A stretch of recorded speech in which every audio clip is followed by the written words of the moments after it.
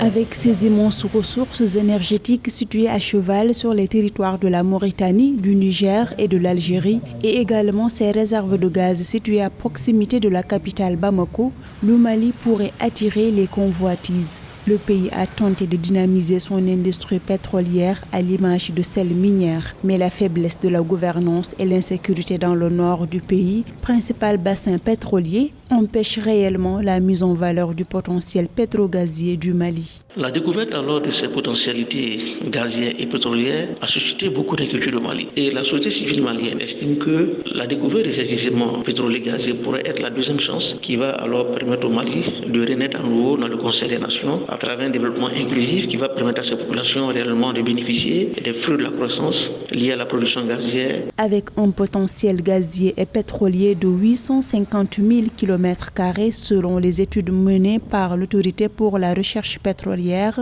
le sous-sol des régions de Gao, Kidal et Tombouctou, qui abritent 4 bassins principaux, suscite beaucoup d'espoir pour le Mali.